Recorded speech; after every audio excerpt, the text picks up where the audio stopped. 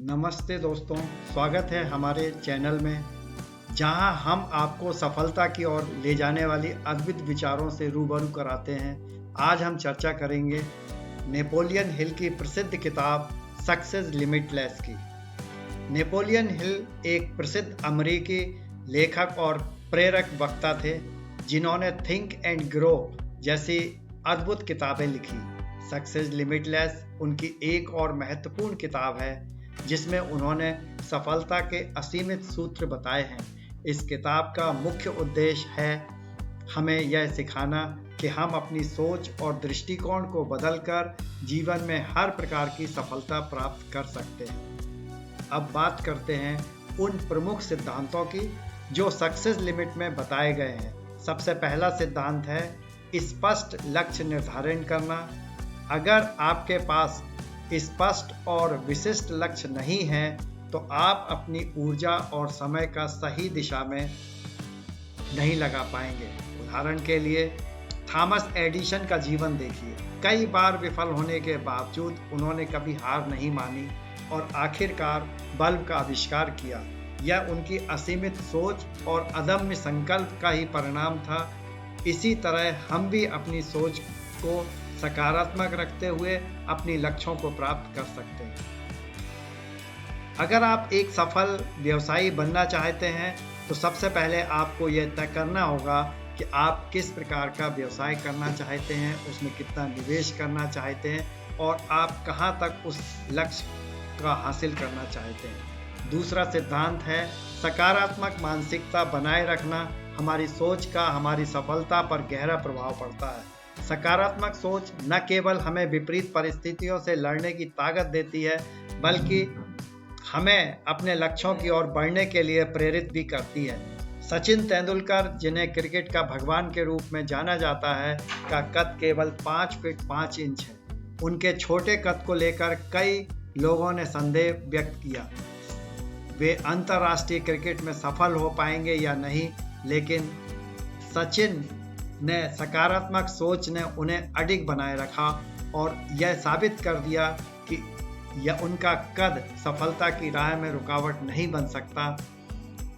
Success limitless का तीसरा सिद्धांत है दृढ़ संकल्प और अनुशासन।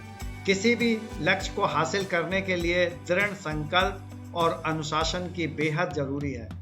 यह हमें अपने मार्ग से विचलित नहीं होने देता है और हमें निरंतर प्रयास करने के लिए प्रेरित करता है। डॉक्टर अब्दुल कलाम, जिन्हें लोग मिसाइल मैन या पीपल्स प्रेसिडेंट के नाम से जानते हैं, डॉक्टर एपीजे अब्दुल कलाम भारत के पूर्व राष्ट्रपति और महान वैज्ञानिक का जन्म तमिलनाडु के रामेश्वर में एक गरीब मछुआरे परिवार में हुआ था। उनका बचपन बेहद कठिनाइयों से भरा हुआ था। जब वे छोटे थे उनके पिता का देहांत हो गया था, लेकिन उन्होंने कभी हार नहीं मानी। उन्हें बचपन से में ही परिवार का सहयोग करने का काम करना पड़ा। उन्होंने अखबार बेचकर अपनी पढ़ाई के लिए पैसे जुटाए और हमेशा अपनी शिक्षा को प्राथमिकता दी।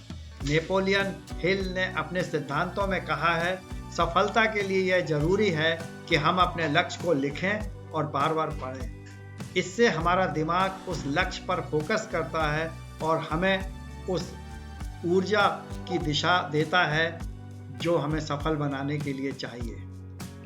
दोस्तों, कर्म का महत्व भी इस किताब में बहुत अच्छे से बताया है। बिना कर्म के आप सफलता की उम्मीद नहीं कर सकते। कर्म ही आपकी सोच और सपनों की हकीकत को बदलता है। डॉक्टर कलाम ने अपने कठिन परिश्रम और समर्पण से अपने संघर्षपूर्ण बचपन के बावजूद कड़ी मेहनत और दृढ़ संकल्प के साथ उच्च शिक्षा प्राप्त की और अंततः मिसाइल मैन के नाम से प्रसिद्ध हुए।